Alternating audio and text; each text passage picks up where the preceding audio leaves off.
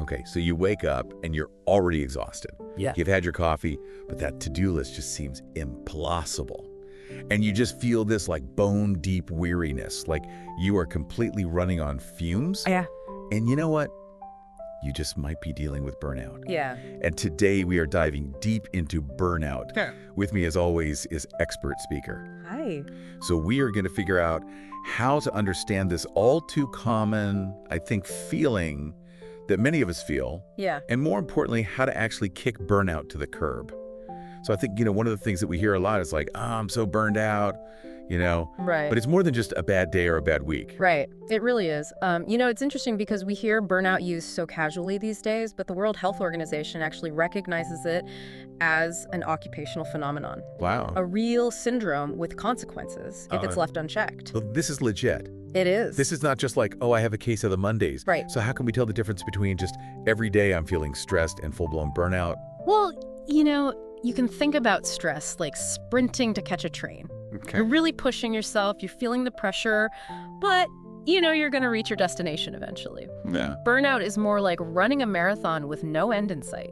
Oh, wow. You are depleted, your energy reserves are tapped out, and you can't imagine taking another step. Wow, that is a really good analogy. Yeah. Because it really is like you feel like you're just done. Yeah. You're done.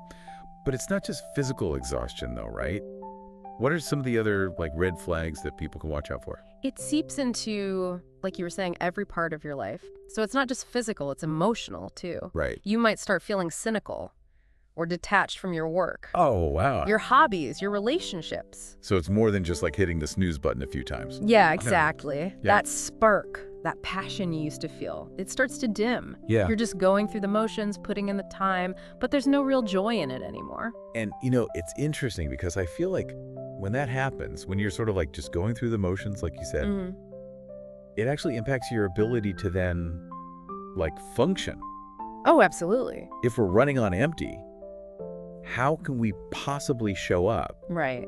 as our best selves? That's a really crucial point because burnout really does take a toll on our cognitive abilities. It It becomes so difficult to focus, to be creative, to problem solve effectively. That to-do list starts to feel insurmountable, and even the simplest tasks can feel impossible. It's like that thing where they say, if you want to get something done, ask a busy person to do it. Right. It's like, well, they're already burnt out, so you're just adding more to their plate. Exactly. And they're not going to be able to do it very well because their brain is fried. Right. It's just not, They don't have the bandwidth. they don't have the bandwidth. Yeah, and so it's this vicious cycle, Uh-huh. right? Because then you're burned out. So Okay. you're not doing your best work, Yeah.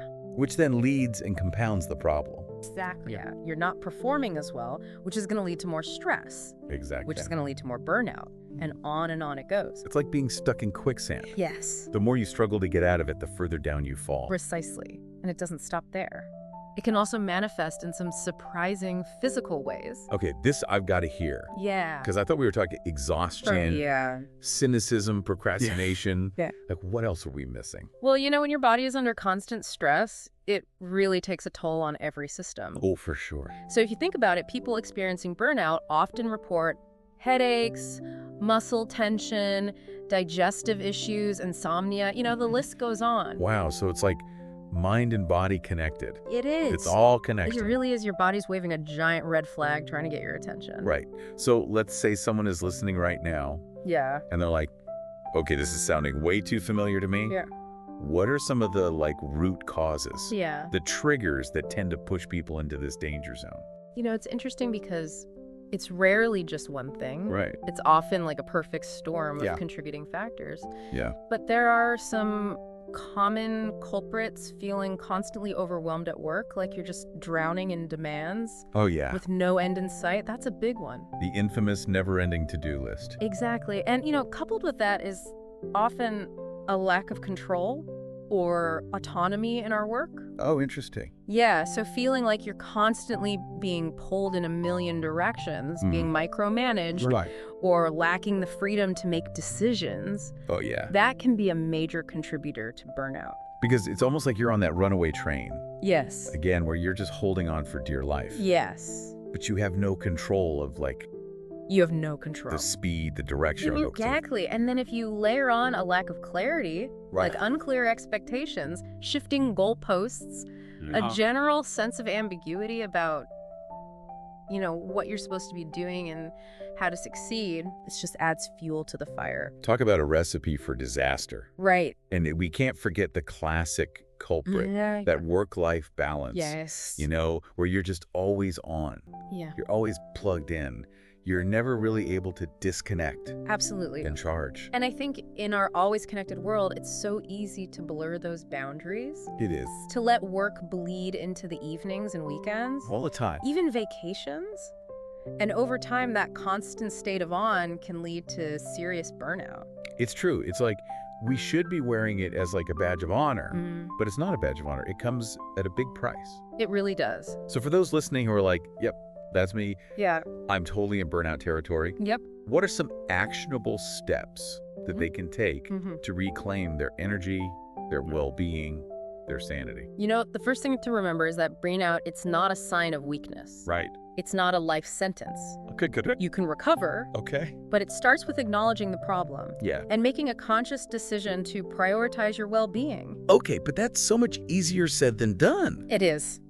Because if you are already feeling completely depleted, Yeah. the thought of like, oh, now I have to prioritize myself when I have a million things to do feels impossible. Right. It takes effort, but you can start small Okay. and build from there. Okay. So one of the most powerful things you can do is to set boundaries. Ugh.